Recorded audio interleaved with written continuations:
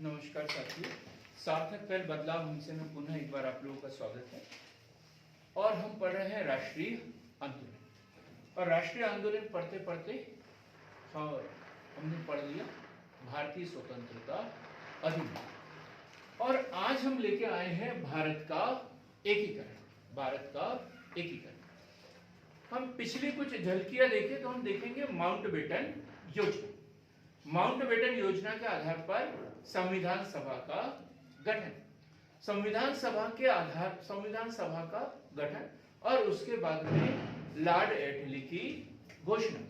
Lord एटली की घोषणा के बाद में अपन ने पढ़ा माउंटबेटन योजना।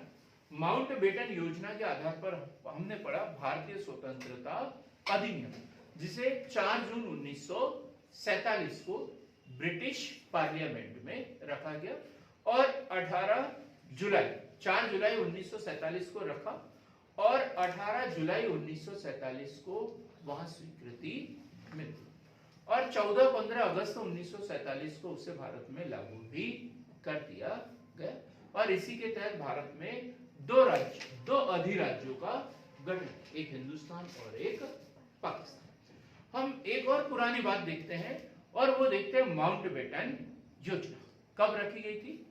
3 जून 1947 माउंटबेटन योजना।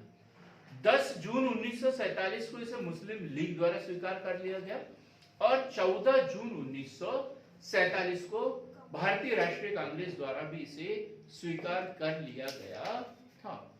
लेकिन बात उसमें यह थी, 2 अधिराज्यों का गठन होगा और जो देसी रियासतें हैं उसकी स्वेच्छा के ऊपर निर्भर करेगा कि वो क्या करना चाहते हैं, किसी अधिराज्य में शामिल होना चाहते हैं या अपना स्वतंत्र अस्तित्व बनाए रखना चाहते हैं।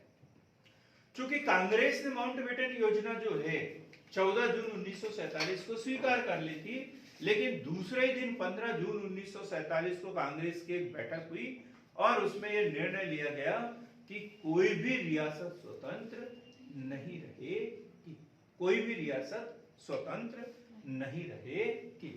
और जब 15 अगस्त 1947 को भारत आजाद हुआ, तब अब उस बात को जो 15 जून 1947 को बोला था, अब उसे सही करने का समय आ गया कि अब क्या करना है। जो पूरी 562 रियासतें हैं उनको किसी भी तरीके से भारतीय संघ में शामिल करवाना है। क्लियर हो गई बात। यहां से ये अब हम शुरू करें। हमने प्रीवी पर्स के बारे में देखा। प्रीवी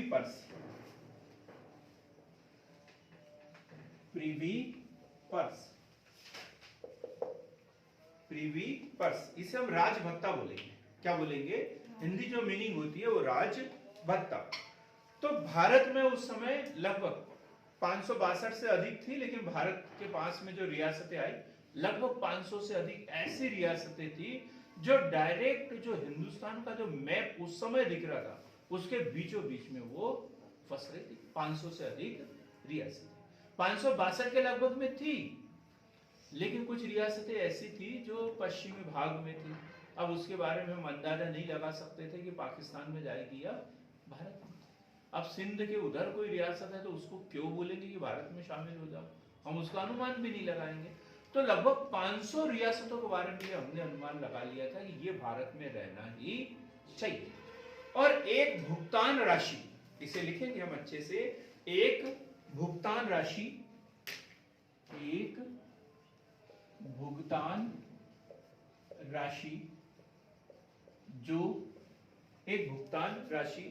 जो शाही परिवारों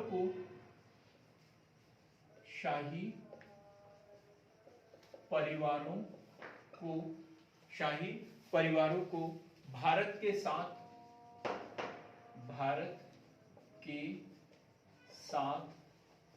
विलय पत्र पर हस्ताक्षर करने के बाद देय होना था। अब क्लियर हो गया ना प्रीवी पर्स क्या है। एक भुगतान राशि देशी रियासत, रियासत जो अंग्रेजों की गुलाम नहीं थी। यदि भारत भारतीय संघ में शामिल हो रही है तो मतलब उनके रियासत का तो अस्तित्व खत्म हो जाएगा, फिर उनको क्या मिलेगा? तो उनको जो मिलने वाला है वो क्या कहलाएगा? उनका प्रिवी पर्स। अब वो रियासत छोटी है, बड़ी है, कितने महत्व की है, तो उसके आधार पर वो राशि तय की जाएगी और वो बाद तक देना तय था। ये कहलाता है प्रिवी पर्स। ठीक। और इसे 1971 में समाप्त कर दिया गया। 1971 में एक अधिनियम के तहत इसे समाप्त कर दिया गया और उस समय सरकार जो थी कांग्रेस की थी और प्रधानमंत्री थी श्रीमती इंदिरा गांधी। ये आया था ना क्वेश्चन 2020 में? हाँ, हमें नहीं पता है, आया था पक्का? विश्वास से बोलो, ऐसे ही नहीं कि आपने बोला होगा तो एकदम सत्य ही होगा। तो जून 1971 में इसे समाप्त कर दिया गया। अब हम बात करते हैं भारत का एकीकरण।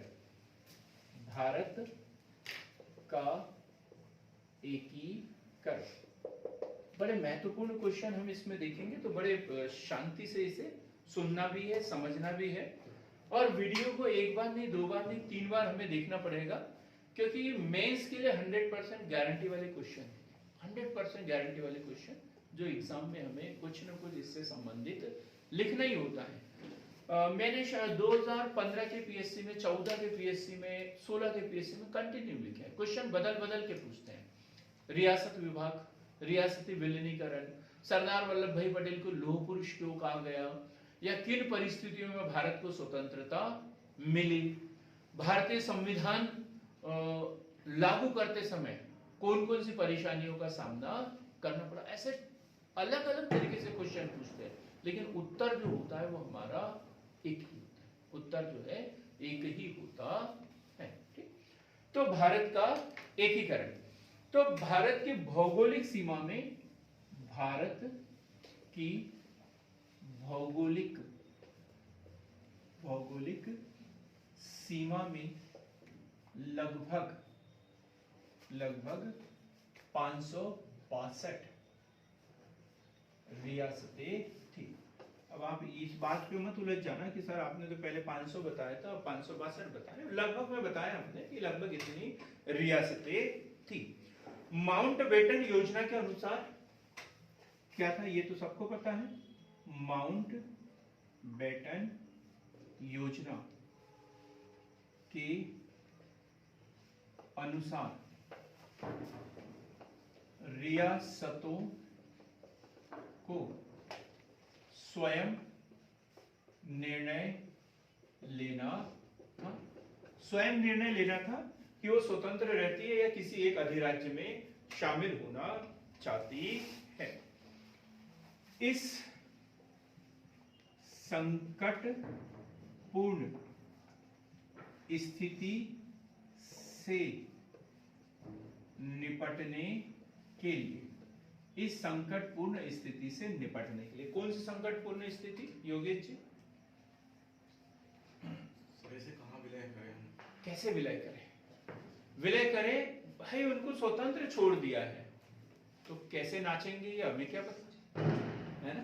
कैसे नाचेंगे हमें नहीं पता। कहां जाते हैं, क्या होते हैं, आपस में लड़ते हैं, क्या करते हैं, नहीं तो वही राजतंत्र रहेगा और आपस में लड़ाई झगड़े होते रहेंगे। अखंड भारत नहीं रहेगा, फिर तो टूट जाएगा। तो एक भारत की, हिंदुस्तान की जगह जो है 562 हिंदुस्तान भी हो सकते थे। तो इस संकटपूर्ण स्थिति को अंग्रेज जो जा रहे थे तो उतने शांतिपूर्ण तरीके से, जैसे उन्होंने बोला था कि नहीं हम ऐसे सत्ता हस्तांतरित करेंगे, ऐसे करेंगे, ऐसे बोल तो रहे थे, वो विभिन्न प्रकार के प्लान लेके आए, लेकिन सफल नहीं हो रहे थे। ऐसा लग रहा था कि वो चाहते थे कि लोग याद करें कि जब अंग्रेज थे तब यहाँ कितनी शांतिपूर्ण स्थिति थी और अंग्रेजों के जाने के बाद यहाँ पर कितना हो हल्ला हुआ। और भारतीय चाहते थे कि ऐसी स्थिति बिल्कुल नहीं होना चाहिए, वो ऐसा चाहते थे। ये संकटपूर्ण स्थिति कि आगे भारत का भविष्य क्या है। ठीक। तो ऐसे इस संकटपूर्ण स्थिति से निपटने के लिए 5 जुलाई 1947, 5 जुलाई 1947 को सरदार वल्लभ भाई पटेल, पहले तो वल्लभ भाई पटेल ही थे, लेकिन 1928 के बारदोली सत्याग्रह से ये क्या बन गए, सरदार बन गए। 1928 के बारदोली सत्याग्रह से ये सरदार बन गए। वहां की जो महिलाएं थी उन्होंने इनको सरदार की उपाधि दी। तो 5 जुलाई 1947 को सरदार वल्लभ भाई पटेल के नेतृत्व में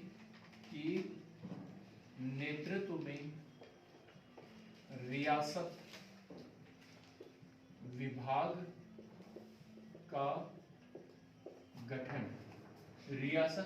का गठन किया गया। अब यहाँ सरल सा क्वेश्चन पूछता हूं मैं, ये रियासत विभाग भारत में कब तक चला होगा? सरल सा क्वेश्चन है एकदम, कोई भी बोल सकता है।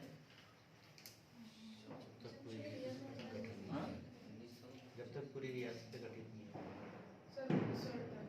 1971 भाई, रियासतों का एकीकरण होने के बाद में उनके प्रीवी पार्षद भी तो थे, उनको भत्ते तो देना था ना, उनकी पेंशन वगैरह हो रही तो उनके उत्तराधिकारियों को देना है, अब कैसे देंगे? तो कुछ किसी न किसी रूप में तो वो अस्तित्व में रहा होगा, है ना? तो विभाग तो था, मंत्रालय नहीं था ये बाद में, लेकिन विभाग के रूप में तो था ये। लेकिन 1971 में जैसे ही प्रीवी पर्स खत्म कर दिए तो ये विभाग भी खत्म हो गया, अब उसकी कोई जरूरत ही नहीं। ये कॉमन सेंस, मतलब एक सामान्य समझ वाला क्वेश्चन पता है, ऐसे कहीं डेट नहीं मिलेगी हमें, लेकिन यदि ये क्वेश्चन एग्जाम में बन गया तो फिर डेट भी आपको मिल जाएगी, ठीक।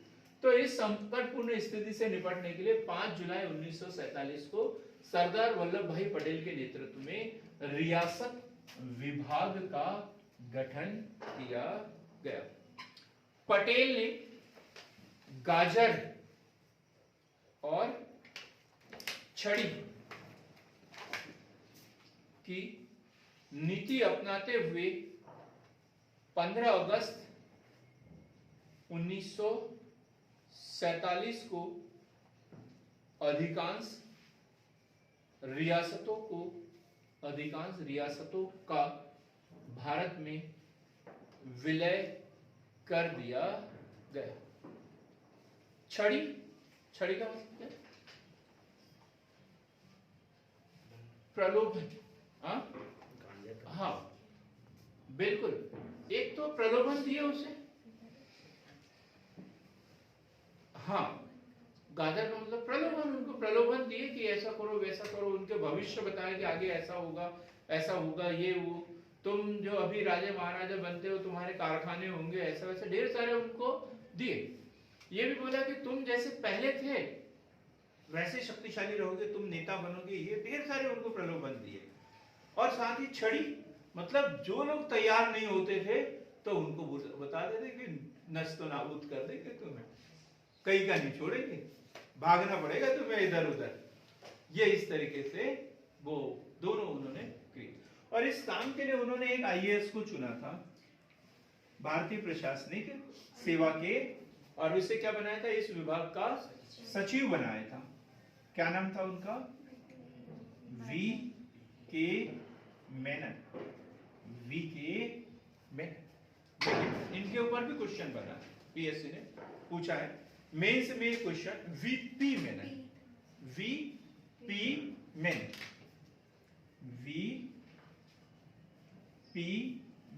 ये क्वेश्चन भी एग्जाम में पूछा गया है।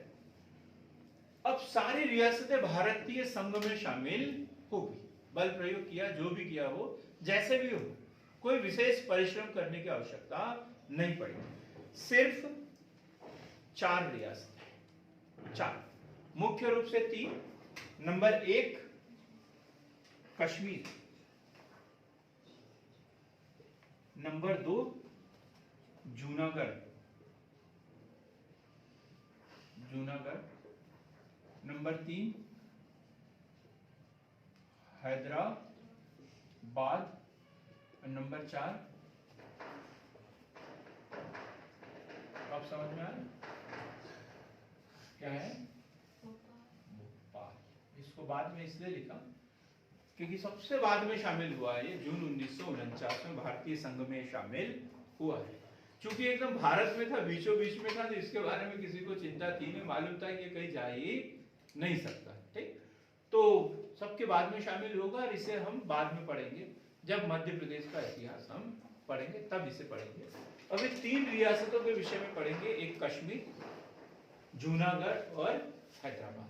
3 रियासतों के लिए कौन कौन सी प्लानिंग की और कैसे प्रयास किए, क्यों परिस्थितियां खराब हुई, क्यों उन्होंने चाहा कि वो पाकिस्तान में शामिल होना चाहती है, ये परिस्थितियां हम पूरी की पूरी देखेंगे। एक एक रियासत को हम पढ़ेंगे। तो सबसे पहले देखते हैं कश्मीर, उत्तर पश्चिम सीमा प्रांत। कश्मीर की स्थिति देखें हम।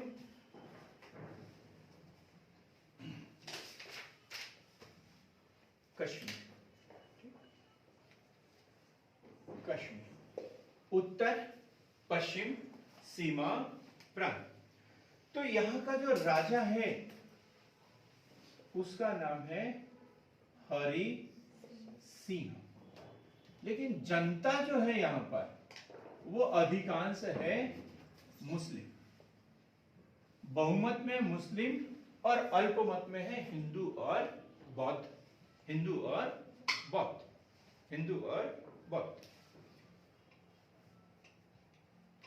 क्षेत्रफल इसका 84,471 वर्ग मील, क्षेत्रफल 84,471, क्षेत्रफल 84,471 वर्ग मील बोला है हमने, पुराना आंकड़ा है ये। जनसंख्या लगभग 40 लाख, जनसंख्या लगभग 40 लाख। 40 लाख में यदि देखें तो यहां पर मुस्लिम है 77%, मुस्लिम कितने 77%, हिंदू 20%, बौद्ध 2% और अन्य जो है 1% के लगभग में है। सिख व बौद्ध है 2%, सिख व बौद्ध 2%। अब ये जो कश्मीर का शासक है राजा हरि सिंह, अब एक तो हिंदू है, ठीक, हिंदुस्तान में शामिल हो सकता था ये, ठीक, लेकिन उसने निर्णय लिया, क्योंकि शुरुआत में यही था, उत्तर पश्चिम सीमा प्रांत माउंटबेटन योजना में भी था कि उत्तर पश्चिम सीमा प्रांत जनमत संग्रह वो खुद तय करे कि उसे किस अधिराज्य में शामिल होना है, ये था ना उसमें निर्णय। तो अब इसने सोचा कि अभी मुझे किसी में शामिल होने की जरूरत नहीं है, यदि मैं पाकिस्तान में शामिल हो जाता हूं तो ये जो 22-23% हिंदू बौद्ध सिख जनसंख्या इसके साथ में अन्याय होगा, और यदि मैं हिंदुस्तान में शामिल हो जाता हूं तो ये 77% जो मुस्लिम जनसंख्या है इनके साथ में अन्याय होगा, और तुरंत कोई निर्णय नहीं। पहली बात एकदम मैंने स्पष्ट बता दी, जब भी उत्तर लिखना है हमें, ये अक्सर एग्जाम में पूछा जाता है, कश्मीर समस्या क्या है, भारत और पाकिस्तान के बीच में उलझी हुई सबसे मुख्य समस्या कौन कौन सी है, वो कौन सी समस्या है जिसे एक छोटी सी चिंगारी भी भारत और पाकिस्तान को उलझा देती है, व्याख्या कीजिए। ऐसे क्वेश्चन कई तरीके से उसके बने, तो वह है कश्मीर समस्या। और कब जन्म हुआ, भारत पाकिस्तान के विभाजन के समय उसे इस बात की छूट दी थी कि वो या तो हिंदुस्तान में शामिल हो जाए या पाकिस्तान में, या अपना स्वतंत्र अस्तित्व बनाए रखे। तो वहां की जनसंख्या हिंदू भी थी, मुस्लिम भी थी, और राजा वहां का हिंदू था हरि सिंह, इसलिए उसने तुरंत में कोई निर्णय नहीं लिया। क्या सोचा, यदि मैं हिंदुस्तान में शामिल होता हूं तो मुस्लिम जनता के साथ में अन्याय होगा, और यदि पाकिस्तान में शामिल होता हूं तो हिंदू बौद्ध सिख जनसंख्या के साथ में अन्याय होगा, और त्वरित कोई निर्णय नहीं लिया। लेकिन एक घटना, और वो है 22 अक्टूबर 1947। 22 अक्टूबर 1947 उत्तर पश्चिम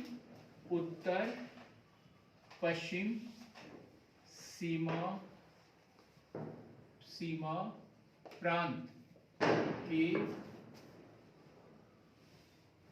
कबायलियों की घुसपैठ, ये सबसे बड़ी घटना थी। कश्मीर तक, बारामूला कश्मीर तक वो पहुंच गए। अब इसे देखेंगे हम। तो उत्तर पश्चिम सीमा प्रांत के कबायली और पाकिस्तानियों द्वारा घुसपैठ करके आक्रमण किया अकबर खान के नेतृत्व, अकबर खान के नेतृत्व में। और हमलावर जो है 4 दिन के भीतर ही, हमलावर 4 दिन के भीतर ही श्रीनगर से 25 मील दूर बारामूला क्षेत्र तक पहुंच गए। हमलावर 4 दिन के भीतर कश्मीर से 25 मील दूर, श्रीनगर लिखेंगे, श्रीनगर से 25 मील दूर बारामूला क्षेत्र तक पहुंच गए। अब क्या करेगा? कौन? हरि सिंह के सामने दिक्कत होगी। अब पाकिस्तान में तो शरण नहीं ले सकते ना, वो तो जबरदस्ती कर रहे हैं, तो जाएंगे किसके पास में? भारत के पास में। हरि सिंह द्वारा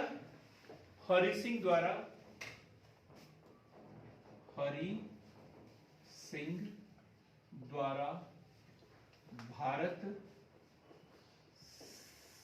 सरकार से सहायता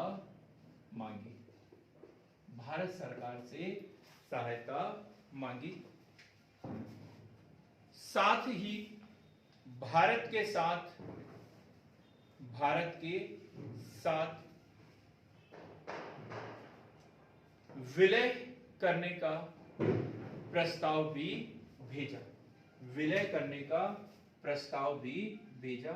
ये है 24 अक्टूबर 1947 के लगभग की घटना। 24 अक्टूबर 1947 ये प्रस्ताव बन गया। ये हुआ 22, 23, 24, 25, 26, ऐसे 4-5 दिन के अंदर तो आगे बढ़ते ही गए। लेकिन जैसे ही वो आगे बढ़ने लगे, 24 अक्टूबर को वहां हरि सिंह द्वारा भारत सरकार से सहायता मांगी और भारत में विलय करने के लिए प्रस्ताव भी तैयार कर दिया।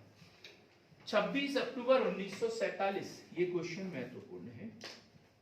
26 अक्टूबर 1947 कश्मीर के मुख्यमंत्री, अब राजतंत्र तो लगभग खत्म हो रहा था, तो वहां पर भी राजा तो थे, लेकिन सरकार चलाने के लिए कौन थे? मुख्यमंत्री, जैसे ब्रिटेन में होता है ना अभी वैसे। तो कश्मीर के मुख्यमंत्री, कोई नाम बता दे? हाँ? मेहर नहीं, कश्मीर के मुख्यमंत्री मेहर चंद्र महाजन ने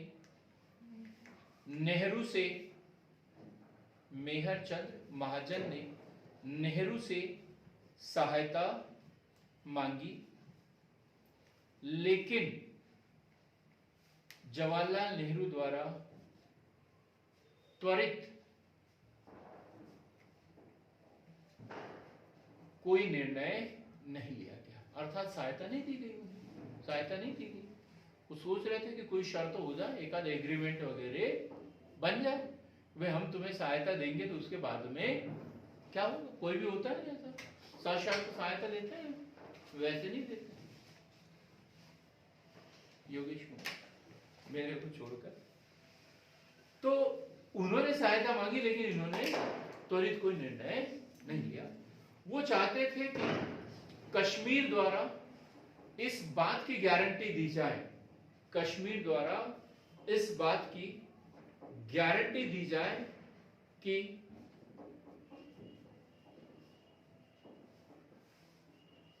पाकिस्तान भी इस विलय पत्र को स्वीकार करेगा, विलय पत्र को स्वीकार करेगा। अब मान के चलो अभी जम्मू कश्मीर जो है वो विलय पत्र पे हस्ताक्षर तो कर देगा और पाकिस्तान बोलेगा नहीं ये तो मुस्लिम बहुल प्रांत है, ये हमारा है, पहला हक हमारा बनता है, तो गड़बड़ हो जाएगी ना वहां पे। क्योंकि जब कबायली आ रहे थे वो पाकिस्तान की सेना बन के नहीं आ रहे थे, वो क्या बन के आ रहे थे? घुसपैठिया बन के आ रहे थे। पाकिस्तान सरकार बोलती थी हमने तो कुछ नहीं किया, हम तो अपने यहाँ पर है, हमें फुर्सत ही नहीं है ये सब करने की। तो वो तो बोले कि वो घुसपैठी है जो वहां उपद्रव कर रहे हैं। तो अब भारत सरकार बोले भाई तुम तो हस्ताक्षर कर दोगे, लेकिन पाकिस्तान ने इसे स्वीकार करना चाहिए, नहीं तो अब तो भाई संयुक्त राष्ट्र संघ बन गया है, वहां यदि वो लोग चले गए तो हमारे बेइज्जती हो जाएगी। ये ढेर सारी बातें वहां पर आई। तो उन्होंने क्या बोला, वे कश्मीर मतलब इस बात की गारंटी चाहते थे कि पाकिस्तान भी इस विलय पत्र को स्वीकार करे। अब अगली बात, अखिल जम्मू कश्मीर नेशनल कॉन्फ्रेंस के नेता, Akhil Jammu and Kashmir National Conference के नेता शेख अब्दुल्ला ने नेहरू को आश्वासन दिया। कब की बात है ये? 27 अक्टूबर 1947। 27 अक्टूबर 1947। किसके आश्वासन पर? जो वहां पे नेशनल कॉन्फ्रेंस के नेता थे शेख अब्दुल्ला, उनके आश्वासन पर नेहरू द्वारा वहां पर सेना भेजी गई। क्या बताया? अखिल भारतीय जम्मू कश्मीर नेशनल कॉन्फ्रेंस के नेता शेख अब्दुल्ला ने नेहरू को आश्वासन दिया। तब नेहरू जी ने 27 अक्टूबर को पाकिस्तान जम्मू कश्मीर में सेना भेजी। 31 अक्टूबर 1947 को 31 अक्टूबर 1947 को अस्थायी संकटकालीन सरकार का गठन किया गया। कब? 31 अक्टूबर 1947। क्या? अस्थायी संकटकालीन सरकार, संकटकालीन सरकार का गठन। और इसके प्रमुख कौन बने? शेख अब्दुल्ला, है ना, याद रखना। पहले कौन थे? पहले मेहर चंद्र महाराज और बाद में कौन बने? शेख अब्दुल्ला। 1 जनवरी 1948 को भारत सरकार ने यूएनओ में शिकायत की कि पाकिस्तान द्वारा कबायलियों के भेष में या कबायलियों को कश्मीर पर आक्रमण करने के लिए प्रोत्साहन दे रहा है। कब? 1 जून 1948। किसने शिकायत की? भारत ने यूएनओ में पाकिस्तान की शिकायत की कि पाकिस्तान जो है जम्मू कश्मीर में कबायलियों को कश्मीर पर आक्रमण करने के लिए उकसा रहा है या प्रोत्साहित उन्हें कर रहा है, उन्हें हथियार वगैरह उपलब्ध करा रहा है, सैनिक सहायता उन्हें दे रहा है। पाकिस्तान क्या बोलेगा जवाबी कार्यवाही में? हमने तो कुछ नहीं किया। भारत ने जबरदस्ती वहां अपनी सेना तक भेज दी। भारत ने तो सेना भेज दी वहां पे, हमने पता नहीं क्या किया, भारत ने तो वहां पर सेना भेज दी है। तो दूसरी तरफ पाकिस्तान ने भी भारत पर आरोप लगाया कि कश्मीर का भारत में विलय असंवैधानिक है, असंवैधानिक है, असंवैधानिक है। क्लियर हो गई यहां तक बात?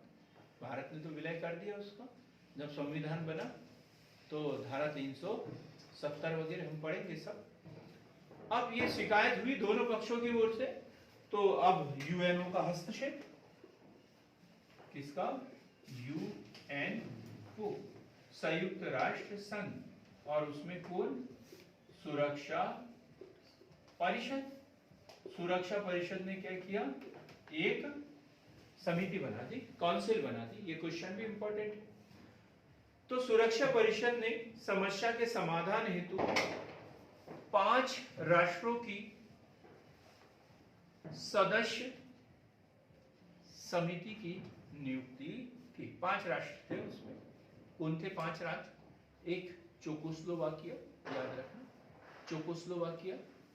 दूसरा अर्जेंटीना, दूसरा अर्जेंटीना। तीसरा अमेरिका, चौथा कोलंबिया,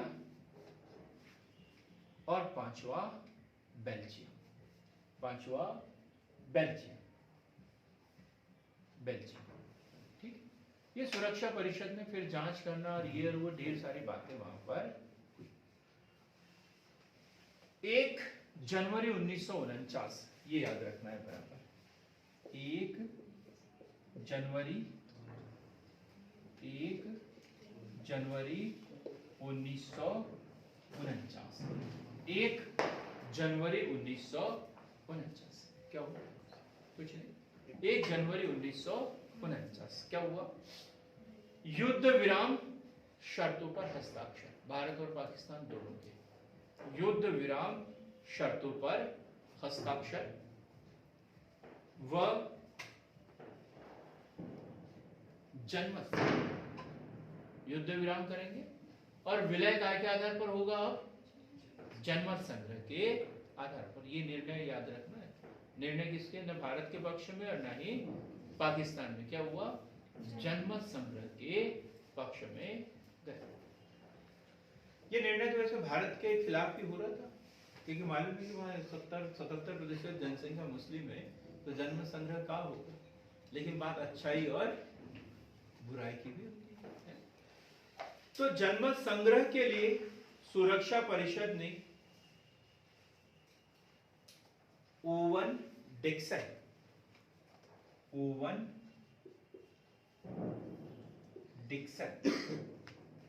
ये शुरुआत में पहले किसको?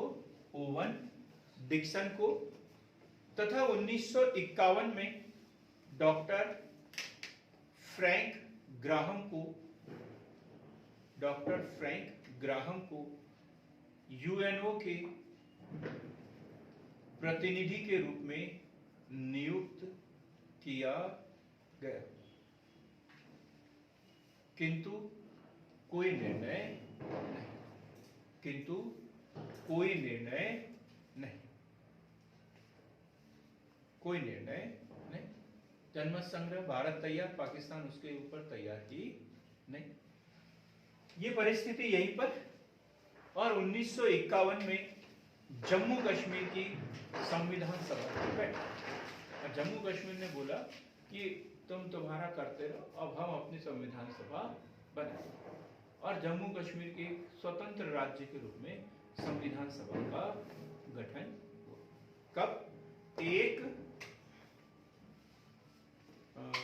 1951 में। जनवरी नहीं है उसमें, मुझे याद भी नहीं आ रहा। जनवरी 1951 में जम्मू कश्मीर संविधान सभा का गठन और उसकी बैठक आयोजित हुई। फरवरी 1954 तक जम्मू कश्मीर राज्य का भारत में विलय। देखो कितना बड़ा क्वेश्चन छुपा हुआ था। जम्मू कश्मीर राज्य का भारत में विलय कब हुआ? देखो विलय पत्र पर हस्ताक्षर होना बात अलग है, वो तो 1947 में ही हो गए। लेकिन संविधान सभा के प्रस्ताव के आधार पर जो वहां संविधान सभा का गठन हुआ उसके प्रस्ताव के आधार पर भारत में विलय कब हुआ? 1954। कब हुआ? 1954 में। 26 जुलाई 1957, ये तारीख भी हमें याद करना पड़ता है। 26 जुलाई 1957 को बख्शी गुलाम मोहम्मद, 26 जुलाई 1957 को बख्शी गुलाम अहमद जम्मू कश्मीर के पीएम, जिसे कहते हैं वजीर ए आजम, वजीर ए आजम, वजीर ए आजम, पीएम, ठीक। और युवराज कर्ण सिंह को क्या बनाया वहां का? युवराज कर्ण सिंह, युवराज कर्ण सिंह को राष्ट्रपति नियुक्त किया गया। राष्ट्रपति क्या बोलेंगे उसे? सदर ए रियासत, सदर ए रियासत, सदर ए रियासत। तो बख्शी गुलाम अहमद जम्मू कश्मीर का पीएम, वजीर आजम, और युवराज कर्ण सिंह को राष्ट्रपति या सदर ए रियासत नियुक्त किया।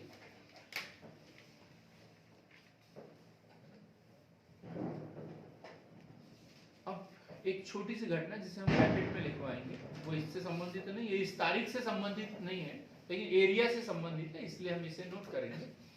1 जनवरी 1949 की युद्ध संधि के अनुसार पाकिस्तान ने कश्मीर के 78,000 वर्ग किलोमीटर, 78,000, क्या 1 जनवरी 1949, ये क्या था? वो युद्ध विराम शर्तें थी ना, जो संयुक्त राष्ट्र संघ के आधार पर इन्होंने की थी। युद्ध विराम, जनमत संग्रह के आधार पर हम निर्णय लेंगे, वो वाली।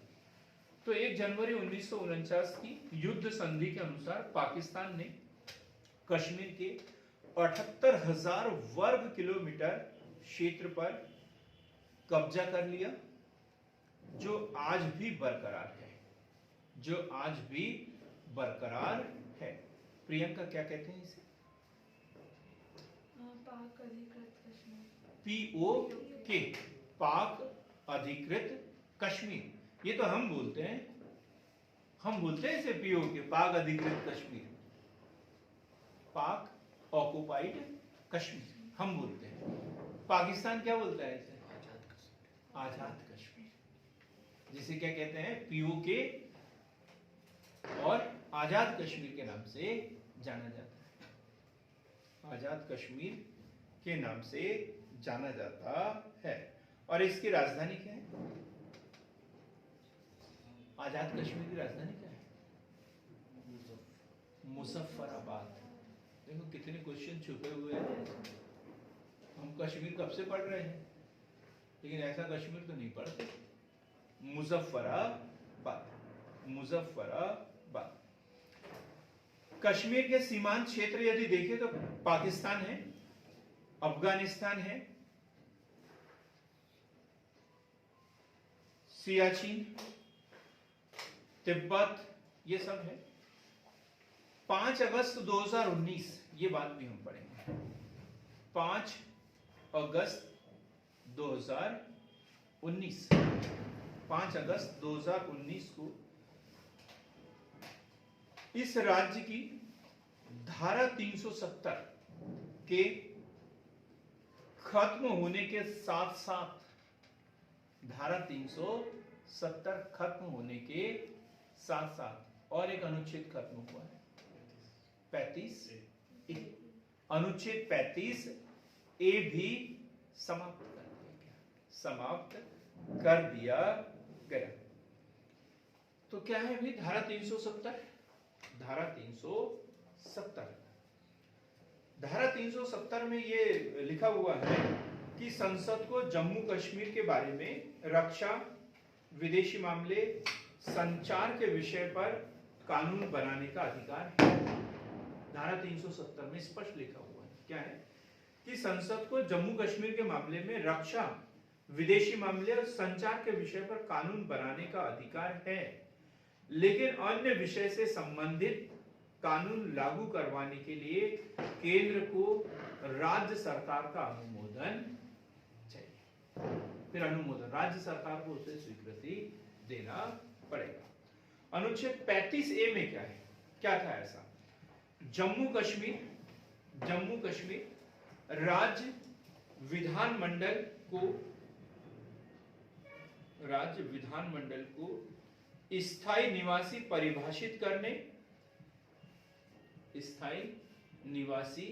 परिभाषित करने तथा उन नागरिकों को विशेषाधिकार प्रदान करने का अधिकार देता है। विशेषाधिकार प्रदान करने का अधिकार देता है। इसमें क्या था, जो गैर निवासी है वहां के, है ना, तो जैसे मध्य प्रदेश का कोई व्यक्ति वहां पे संपत्ति वगैरह क्रय नहीं कर सकता, भूमि वगैरह क्रय नहीं कर सकता था। तो ये इस धारा के तहत होता, 35A के तहत कि भाई ये मूल निवासी है, स्थायी निवासी नहीं है, ये स्थायी निवासी है, यदि है तो वहां सब कुछ करेगा, नहीं है तो फिर नहीं कर सकता था। तो अब ये खत्म कर दिया। अब 30A में भी कुछ प्रावधान थे। 30A क्या था इसमें? 30A में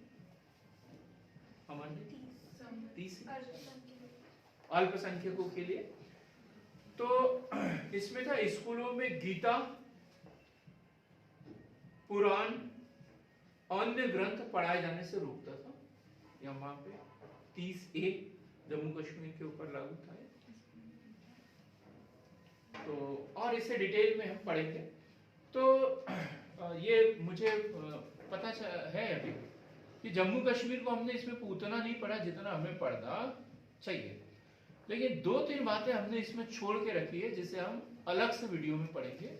वो है 1965 भारत पाक युद्ध, 1971 भारत पाक युद्ध, कारगिल युद्ध और विभिन्न प्रकार के जो हमारी द्विपक्षीय वार्ता हुई है वो सब हम कश्मीर के संबंध में पार्ट B पढ़ेंगे, उसमें हम डिटेल में पढ़ने की कोशिश करेंगे।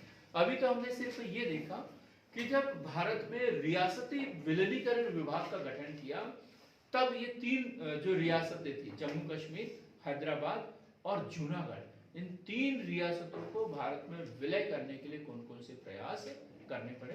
तो इस वीडियो में हमने जम्मू कश्मीर रियासत को पढ़ा। आगे जो हमारा वीडियो आएगा वो हैदराबाद रियासत से संबंधित, जूनागढ़ रियासत से संबंधित होगा। तो तब तक के लिए बहुत बहुत धन्यवाद।